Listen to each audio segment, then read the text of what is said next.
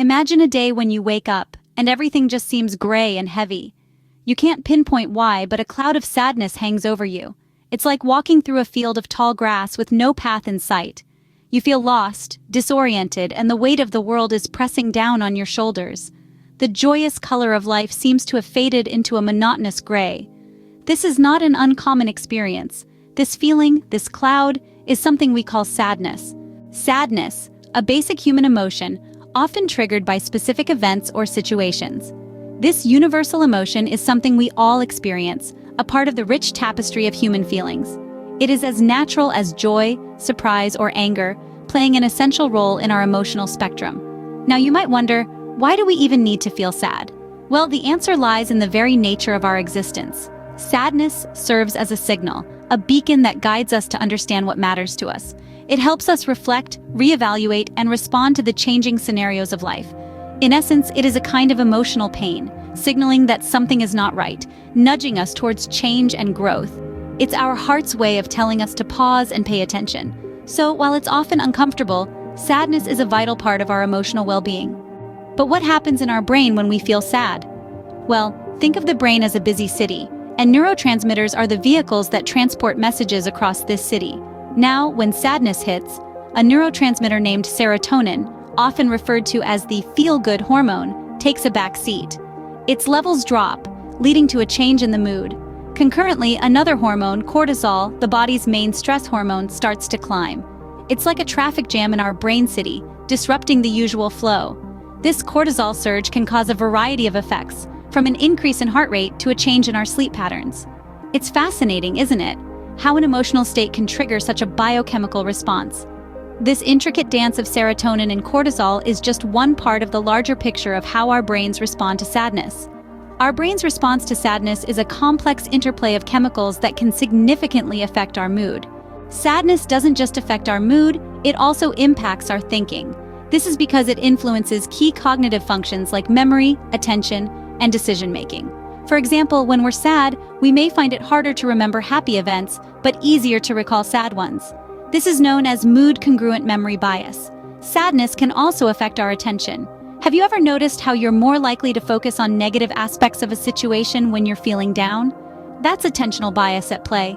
In terms of decision-making, sadness can make us more cautious and risk-averse. It's as though our brain is saying, "Hey, things aren't going great, let's play it safe." But this can lead to missed opportunities and regret. Lastly, let's touch on cognitive biases. These are systematic errors in thinking that can distort our perception of reality. When we're sad, these biases can be heightened, making us see the world through a darker lens. So our thinking process can be significantly altered when we're feeling sad. Sadness doesn't stop at our brain, it spills into our social lives too. It's a ripple effect that can subtly alter the way we interact with others and view our relationships. When we're feeling down, we might find ourselves pulling away from social activities. This withdrawal isn't about disliking the company of others, it's more about needing space to process our emotions. In the same vein, sadness can also affect the way we communicate. We might become quieter, less expressive, or even irritable. It's not that we're trying to push people away, it's just that sadness can sometimes make it harder to articulate our thoughts and feelings. Moreover, the impact of sadness on our behavior can be profound. We may lose interest in activities we once enjoyed or find it difficult to start new ones. This isn't a sign of laziness or lack of motivation, but rather a common response to feeling sad. Sadness, thus, can lead to changes in how we interact with the world around us. But what happens when sadness lingers for too long? Chronic sadness can have a profound impact on the brain over time. It can trigger changes in our brain structure and function, potentially leading to mental health conditions such as depression and anxiety disorders. Prolonged sadness can also affect our sleep patterns, appetite, and overall physical health. But it's not all doom and gloom. Understanding the long-term effects of sadness can empower us to take proactive steps toward our mental well-being. Coping strategies come in various forms, and it's about finding what works best for you. Some people find solace in creative outlets like art or writing, while others might prefer physical activities such as yoga or running. Meditation and mindfulness practices can also be beneficial, helping us to stay grounded in the present moment rather than becoming consumed by our thoughts and emotions. Equally important is seeking support when we need it. This could mean reaching out to friends and family, joining a support group, or seeking professional help like therapy or counseling. Remember, it's okay to ask for help. It's okay to lean on others when you're feeling down. In fact, seeking support and learning to manage sadness can even make us stronger in the long run.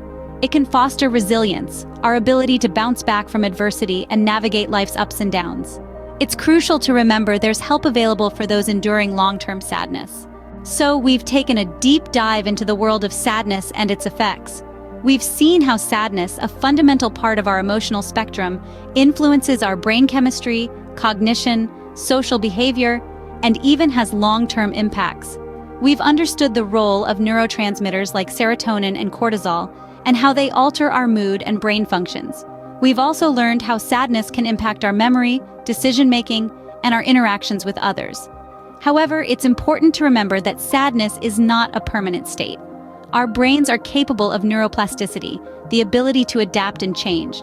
We can foster resilience by engaging in positive experiences and adopting healthy coping mechanisms. Sharing our experiences and insights can be a powerful tool in this journey. So let's keep the conversation going. Share your experiences and thoughts. Remember, it's okay to not be okay sometimes. Reach out, seek help, and let's navigate this journey of understanding our emotions together.